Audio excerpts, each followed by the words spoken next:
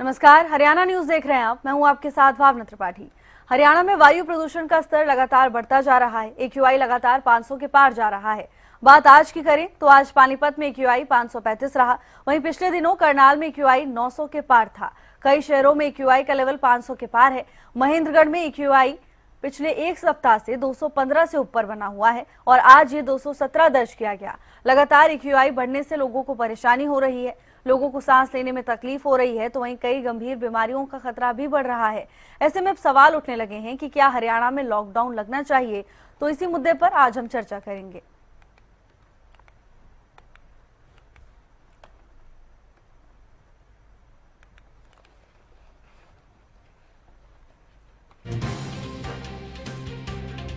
और इसी पर ज्यादा जानकारी के साथ हमारे साथ राजेंद्र दैया और गगन सांगर जुड़ चुके हैं। गगन, फिलहाल क्या कुछ स्थिति क्षेत्र में देखने को मिल रही है?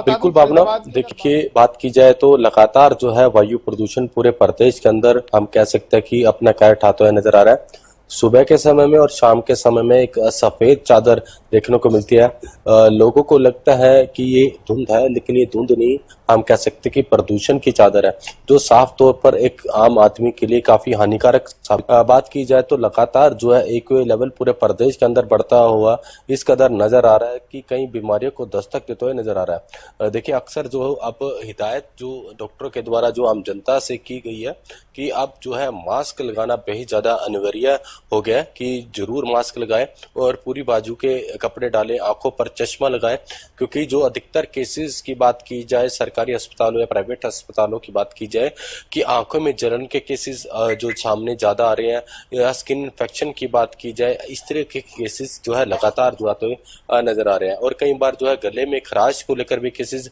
अधिकतर जो है देखने को मिल रहे हैं। ऐसे में एडवाइजरी जो डॉक्टरों के द्वारा जारी की गई है कि अपना ध्यान खुद रखें, गर्म पानी का सेवन जरूर करें। और देखिए जब तक हम कह सकते हैं कि जब तक बरसात नहीं हो जाती तब तक ये वायु प्रदूषण सफेद चादर जो हम कह सकते हैं कि पोल्यूशन की चादर इसी तरीके से जो है हवा में जो है दिखती हुई नजर आएगी।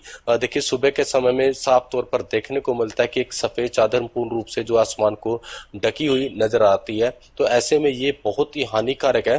और अभी देखिए जिस तरीके से हम कह सकते हैं कि कहीं ना कहीं जो पराली जलाने को लेकर जो है इस बार जो है रोक लगाई गई है और किसान समझते हुए नजर भी आए हैं। तो इससे हम कह सकते हैं कि अगर जो किसानों की तरफ से भी अगर जो परालियों में आग लगाई जाती है, जो फानों में आग लगाई जाती, तो वायु प्रदूषण और अधिक हो जाता। लेकिन जो सरकार के और प्रशासन की तरफ से जो हिदायत दी गई थी किसानों को लेकर, किसान हमारे इसको साथ जो समझते हुए एक्सपर्ट नजर आए। डॉक्टर प्रशांत सक्सेना जुड़ चुके हैं। प्रशांत जी, आपका स्वागत है हरियाणा न्यूज पर। हालांकि जो अभी स्थिति बनी हुई है वो कहीं ना कहीं चिंताजनक है। लगातार बढ़ता प्रदूषण लोगों के स्वास्थ्य पर सीधा असर डाल रहा है। बहुत ज्यादा पॉल्यूशन हो गया है और हम लोगों ने भी देखा है। मैं चेस्ट स्पेशलिस्ट हूँ तो हमारे लंग्स के काफी केसेस बढ़ गए हैं, एस्थमा के केसेस, ब्रोंकाइटिस के केसेस, और कई लोगों को सांस की दिक्कतें हो रही हैं। तो ये काफी प्रॉब्लमेटिक है और इसको तुरंत कंट्रोल में करना पड़ेगा।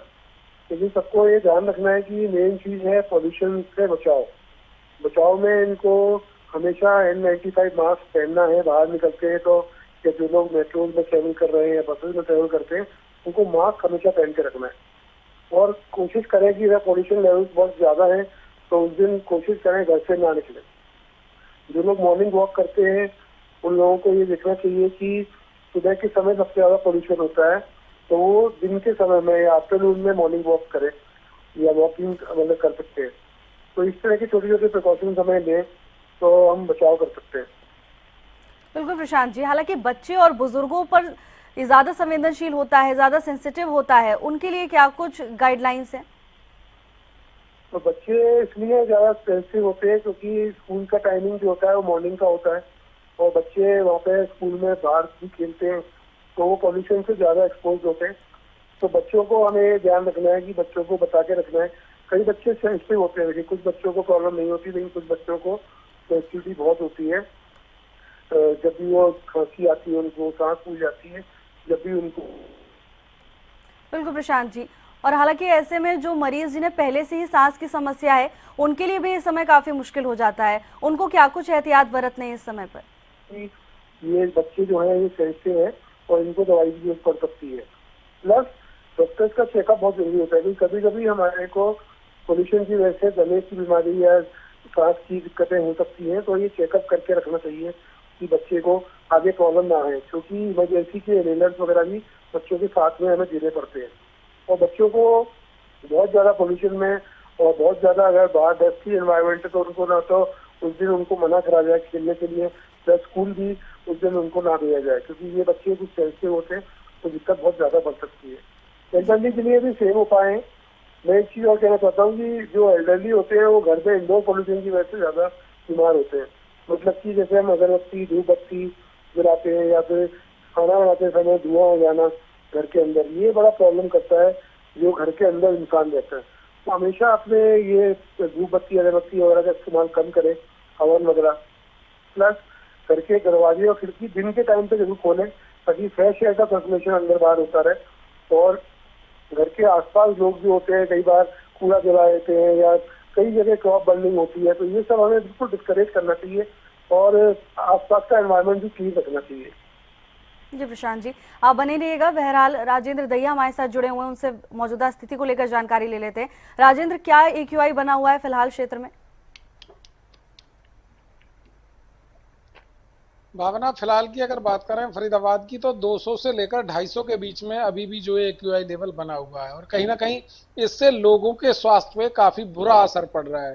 हालांकि तमाम तरह के दावे प्रशासनिक अधिकारियों की तरफ से किए गए और इसको लेकर कई टीमों का गठन भी किया गया, लेकिन असर कहीं देखने को नहीं मिला। और साफ तौर पर कहा जा सकता है कि तमाम आला जो अधिकारी हैं अपने अपने दफ्तरों में एयर प्यूरिफाई लगाकर बैठे हुए हैं, लेकिन जनता की जो परेशानी है उससे कोई लेना देना दिखाई नहीं देता है। लोग एक तरह से गैस के चैम्बर में घुट घुट कर मरने को तैयार हैं। जिस तरीके का पॉल्यूशन का बना हुआ है तो उससे कहीं ना कहीं परेशानी लोगों को काफी हो रही है और तमाम तरह के जो दावे हैं वो फेल नजर आते हैं। चाहे एंटी स्मोक गन की बात करें जो चलाने की बात कही गई थी, या फिर बढ़ते हुए पॉल्यूशन की बात करें उसको रोकने की बात कही गई थी, लेकिन तमाम जगह पर कूड़े कचरे में लोग आग लगाते हुए नजर आते हैं। और साथ ही तमाम जो ग्रेप 2 की जो नियम की हैं उनकी भी जो है धज्जियां यहाँ पर उड़ती हुई नजर आती हैं। तो कहीं ना कहीं स्थिति जो है काफी भयावह बनी हुई है लोगों के लिए और कहीं ना कहीं जो बुजुर्ग और बच्चे हैं उनके लिए खासी परेशानी होती है, क्योंकि बच्चों के क्लिनिक पर या सरकारी अस्पताल में जाओगे तो साफ तौर पर देखा जा सकता है लंबी लाइनें बीमार बच्चों की लगी हुई है और साथ ही बुजुर्गों को भी इसमें सांस लेने में काफी तकलीफ का सामना करना पड़ रहा है। तो कहीं ना कहीं जो पॉल्यूशन बढ़ रहा है उससे लोगों की चिंताएं बढ़ा दी हैं और साथ ही उनकी परेशानियां भी इससे बढ़ती जा रही हैं। जी भाभी। बिल्कुल राजेंद्र, परेशानियां बढ़ती जा रही हैं। हमारे साथ हेल्थ एक्सपर्ट मौजूद हैं, उनसे समझ लेते हैं। प्रशांत जी, क्या सच में एयर प्यूरिफायर लोगों को राहत पहुंचाने में कामयाब साबित होता हुआ नजर आता है? क्या उसका इस्तेमाल लोगों को करना चाहिए? देखिए, एक चीज का जरूर ध्यान रखना है कि एयर प्यूरिफायर्स कारगर होते हैं पोल्यूशन वाले एरियाज में और हर घर में इंटीग्रेटेड है जो कि पोल्यूटेड एनवायरनमेंट में है। प्लस जिस घर में इंडोर पोल्यूशन ज्यादा है उनमें इस्तेमाल करना चाहिए। लेकिन एयर प्यूरिफायर जो होता है ये सिर्फ डस्ट फिल्टर करता है, इसमें कई बार पॉइजनस गैसेज वगैरह फिल्टर नहीं होते, तो ये भी 100% प्रूफ नहीं है।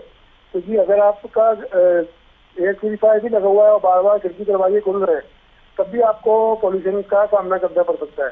तो एयर प्यूरिफायर उपयोगी है, कई पेशेंट्स में हमने इस्तेमाल किया है और पॉल्यूशन वाले एरियाज में जरूर इस्तेमाल करें।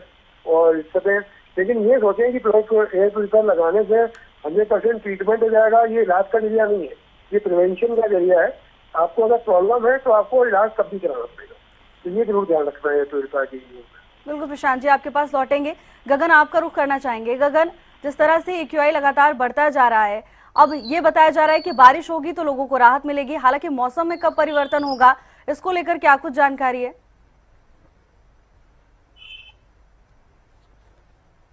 बिल्कुल, देखिए हम कह सकते हैं कि अभी जिस तरीके से लगातार जो है एक लेवल अभी भी कुरुक्षेत्र का 200 के पार जो है जाता हुआ नजर आ रहा है और ऐसे में देखिए अनुमान लगाया जा रहा है कि जल्द से जल्द जो है बरसात हो जाए, ताकि जो हवा में हम कह सकते हैं कि प्रदूषण की जो चादर है वो कहीं ना कहीं नीचे बैठ जाएगी, जिससे जो है हवा जो है स्वच्छ हो सकेगी। लेकिन अभी तक जो है मौसम विभाग के द्वारा ये जानकारी नहीं दी गई है कि कब तक जो है बरसात हो सकेगी। लेकिन जब तक बरसात नहीं होगी तब तक जो है हवा में जो हम कह सकते हैं कि पोल्यूशन भरी चादर जो है इसी तरीके की जो है देखने को मिलेगी। देखिए, पाबंदियां जो लगाई गई थी, कहीं ना कहीं खामियां जरूर उसके अंदर जो है पाई गई थी।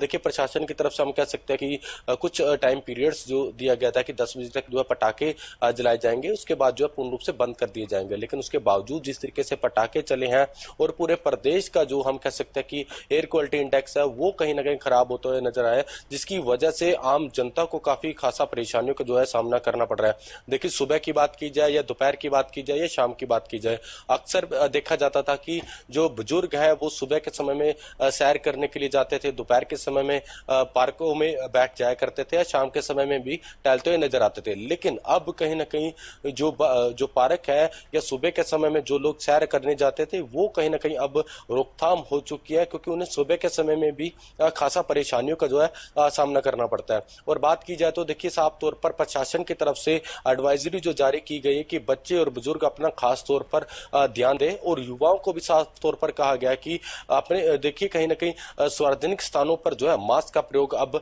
जरूर करें, क्योंकि देखिए जब तक हम कह सकते हैं कि जब तक एयर क्वालिटी इंडेक्स जो कम नहीं हो जाता तब तक जो है अपना ध्यान लोगों को स्वयं ही रखना पड़ेगा। प्रशासन के द्वारा जो दिशा निर्देश दिए जाते हैं उसका पालन करना बेहद ज्यादा जरूरी हो जाता है। अभी फिलहाल जिस तरीके के हालात जो है पूरे प्रदेश के अंदर बने हुए हैं या दिल्ली समेत तमाम जो दिल्ली से सटे जो इलाके हैं उनमें एक कोई लेवल जो है इस कदर जो है बढ़ गया है।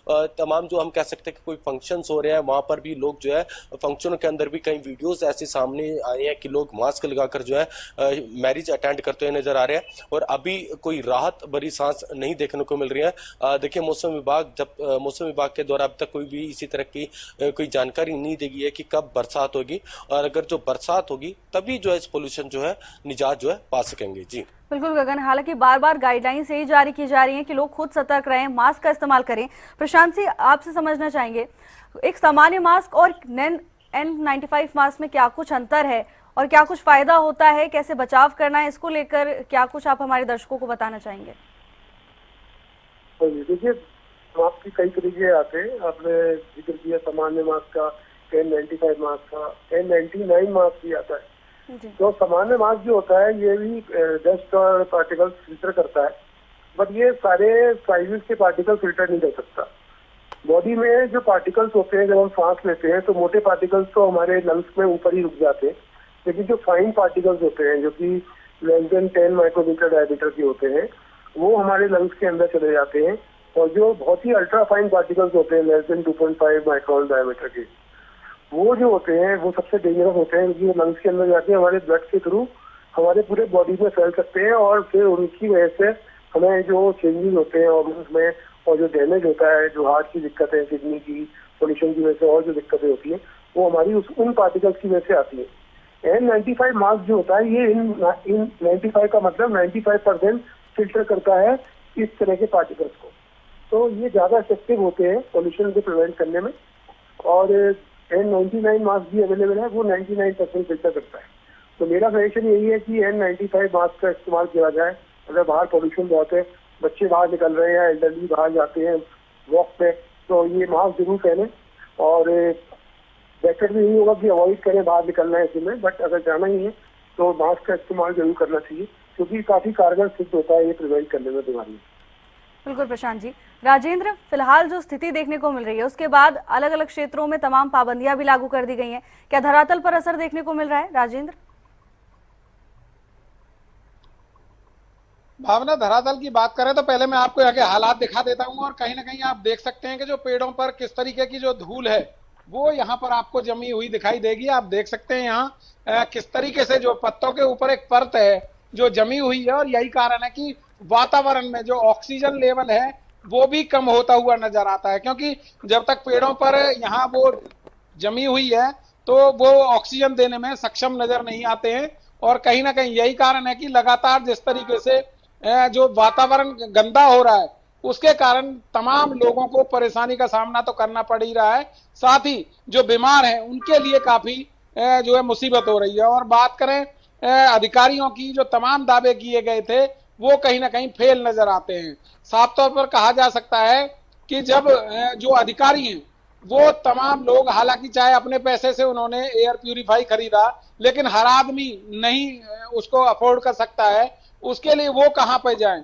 और मुनासिब हो तो एक दिन के लिए इन अधिकारियों को और जिम्मेदारों को जनता के बीच में छोड़ना चाहिए, तो इनको पता लग सकता है कि हाँ, पॉल्यूशन का असर कितना खराब होता है और कहीं ना कहीं उससे सुधार भी हो सकता है। जब ये खुद आकर फील्ड में देखेंगे कि लोग किस तरीके से जीवन यापन कर रहे हैं और कितनी परेशानी एयर जो पॉल्यूशन है उसके कारण लोगों को होती है, तो ये तमाम चीजें हैं, जब तक ये अमल में नहीं लाई जाएंगी और जो जिम्मेदार हैं, जिनकी जिम्मेदारी है इस पॉल्यूशन को रोकने की, उनके खिलाफ भी कार्रवाई होनी चाहिए, क्योंकि अभी तक कोई बड़ी कार्रवाई फरीदाबाद में देखने को नहीं मिली है।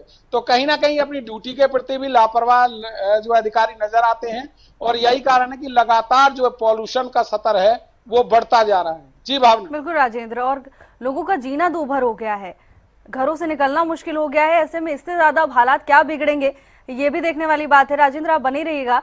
गगन, अलग अलग क्षेत्रों में हम देख रहे हैं पाबंदियां लागू कर दी गई हैं, क्या कुरुक्षेत्र में भी पाबंदी लागू की गई है और कितना असर देखने को मिल रहा है वहां पर?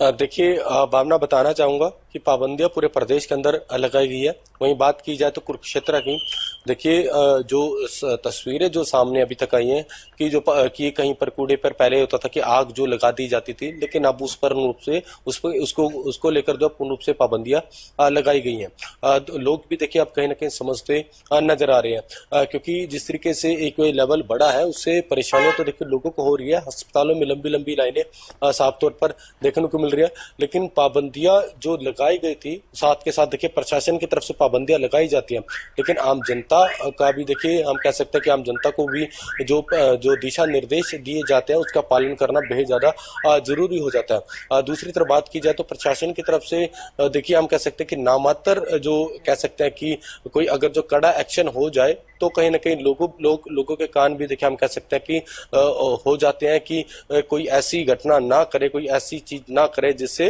जो आम जनता को दिक्कत हो। और ऐसे में बात की जाए तो कुरुक्षेत्र के अंदर अभी किसी तरीके की कोई पाबंदी नहीं लगाई गई है।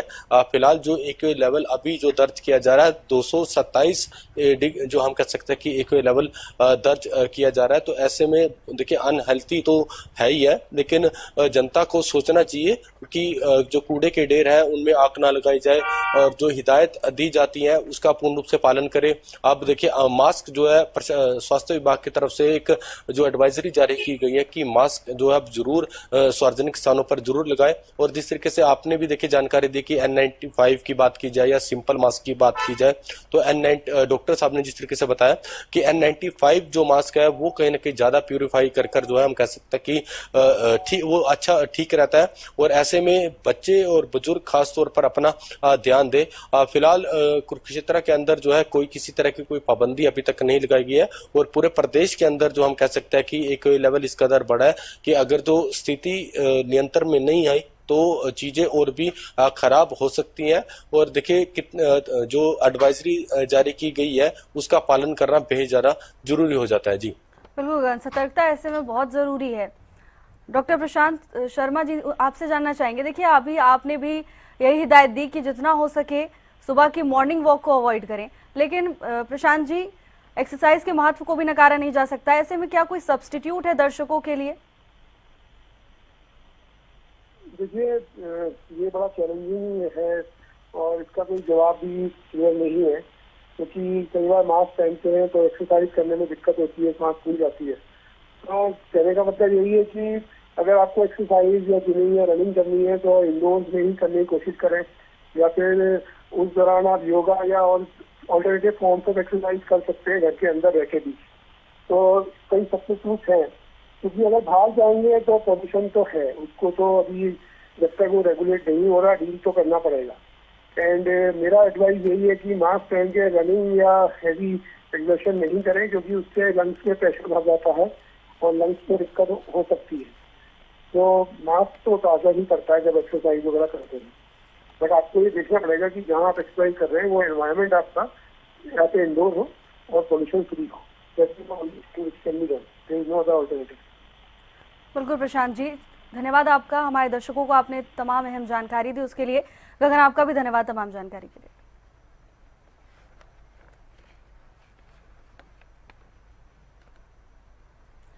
तो वही वायु प्रदूषण से लोगों को दो चार होना पड़ रहा है। वायु प्रदूषण से कौन कौन सी बीमारियां हो रही हैं और इससे बचाव कैसे किया जा सकता है, इसी पर हरियाणा न्यूज से खास बातचीत की है भिवानी सीएमओ रघुवीर शांडिल्य ने।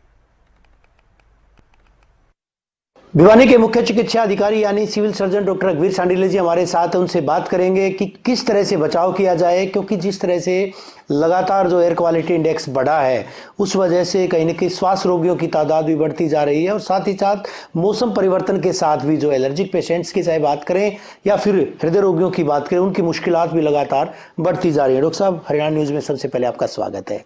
क्या कहेंगे डॉक्टर साहब, जिस तरह के मरीज अब आ रहे हैं, एयर क्वालिटी इंडेक्स लगातार बढ़ रहा है, तो कहीं ना कहीं सांस जो है वो दम घोटू साबित हो रही है, ऐसे में किस तरह के मामले सामने आ रहे हैं, उपचार क्या है इनका?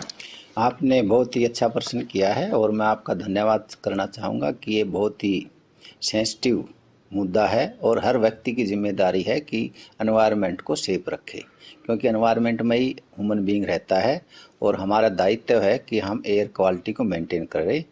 इसमें जो हमारी मुख्य तरह से जो लंग की बीमारी जो होती हैं, जो कि अस्थमा है, COPD है, एम्फाइसीमा है, जो रेस्पिरेटरी की बीमारियां हैं, वो संख्या बढ़ जाती है। और ख़ास करके जो छोटे बच्चे होते हैं, 5 साल हैं या बड़े बूढ़े हैं जो 60-70 साल के हैं, उसमें रेस्पिरेटरी सिस्टम जो ऑलरेडी कंप्रोमाइज़ होता है, तो उनके एक्यूट एग्जर्बेशन के जो पेशेंटों की संख्या ज़्यादा हो जाती है, जिनको एडमिशन करना पड़ता है। कैसे बचाव किया जा सकता है? अगर बचाव की बात करें, लोगों को क्या अपील हरियाणा न्यूज़ के माध्यम से आप करेंगे कि लोग कैसे रहें जिससे एयर क्वालिटी इंडेक्स हालांकि जो बढ़ा है उससे उनका बचाव हो सके, प्रदूषण से और बीमारियों से वो बच सकें, दम घोटू हवा में सांस लेने से, मास्क का प्रयोग करें, या किस तरह से उपचारात्मक कदम उठाएं? इसमें सबसे पहले तो मैं आपको बताऊं कि अगर एयर क्वालिटी हमारी ख़राब हो जाती है तो वो सिर्फ हमारे लोकल टेम्परेरी इफेक्ट नहीं डालती, लॉन्ग टर्म भी इफेक्ट भी डालती है, जिससे कि व्यक्ति का लाइफ स्पेन 10 से 15 साल कम हो जाता है। आप ये देखो, एक आदमी की लाइफ जो क्वालिटी है वो कमज़ोर होते हुए टोटल लाइफ स्पेन भी कम हो जाता है। तो हर व्यक्ति इस बात को समझे कि पुअर क्वालिटी के कारण हमारा दुष्प्रभाव एक्यूटी फेज में नहीं होता, लॉन्ग टर्म में भी होता है, ये बात समझे। और इसके लिए जो हमारा जो कूड़ा है उसको प्रॉपर सेग्रीगेशन करे, जलाए नहीं। दूसरा, जहाँ आसपास में जो रोड टूटे हुए हैं या धूल का एरिया है तो वहाँ पर पानी का छिड़काव कर दे।